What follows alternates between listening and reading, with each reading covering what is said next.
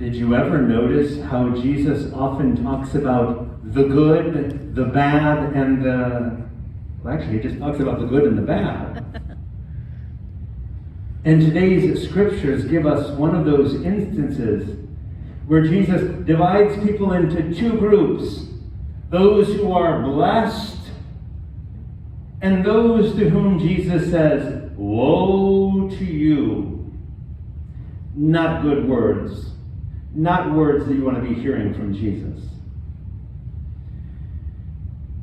In today's first reading, the prophet Jeremiah divides people into two groups, two with a very lovely image. Jeremiah suggests that either you are a person who is bearing fruit in this world, like a tree planted by streams of water that bears fruit, or you are a dead tree in a lava waste, in a salty earth, bearing no fruit. Yikes. Which are you? The good or the bad? The blessed or the ones to whom Jesus will later say, "Woe to you"? Are you bearing fruit or not? Apocalyptic literature tended to put us into two groups.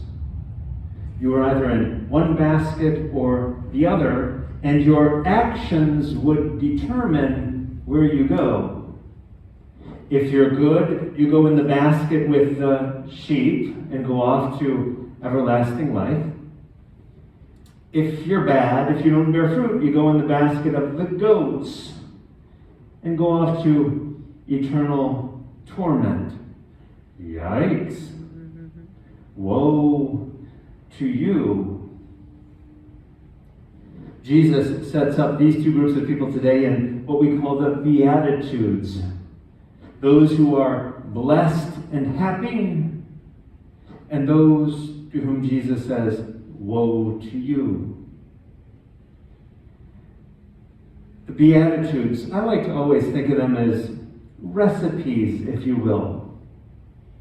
Do any of us like to cook? Often we find ourselves trying various recipes. And the recipes give us all the instructions for how to make this dish. The Beatitudes are like instructions. In order to put together that Lego set or that piece of furniture, there are various instructions. We follow the instructions. The Beatitudes are like that. Recipes or instructions.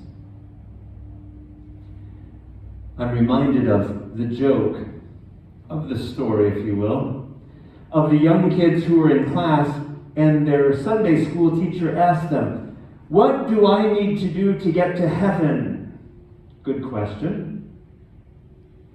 What did the teacher need to do to get to heaven? One of the young students raised her hand and said, "First you have to die." True.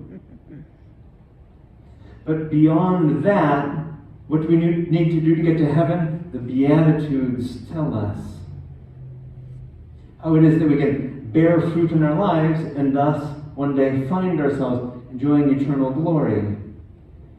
In today's second reading, St. Paul talks to us in his letter to the Corinthians about the resurrection, about how it is that all of us will one day be raised from the dead. It's what gives us hope as Christians and as Catholics. But some people point out how it is that as Christians and Catholics, sometimes we live our lives so focused on the future and getting into heaven that we miss out on now. And we don't see those who are suffering in this world. Do you recall how the Gospel of Matthew ends? Matthew chapter 25. It's the story of the sheep and the goats. And what's the difference between the sheep who go off to everlasting life and the goats who go off to everlasting suffering? The difference is what they did in their lives today. What they did during their lives influences what happens afterward. And if they bear fruit in their lives, they go off to everlasting life. And if they didn't, then they're numbered among the goats. Sisters and brothers, what a responsibility. For us, rather than being so focused on the future, to look around ourselves today and ask ourselves, who are those people in our world who are suffering, who are poor and hungry and in need of us and our being the hands and the heart of Christ in this world? As we look forward to this week, sisters and brothers, let's bear fruit in our lives by seeing the needs of those around us and responding. In the end, today's scriptures tell us there are two groups of people, those who bear fruit and those who don't, those who are blessed and those to whom Jesus will say, woe to you.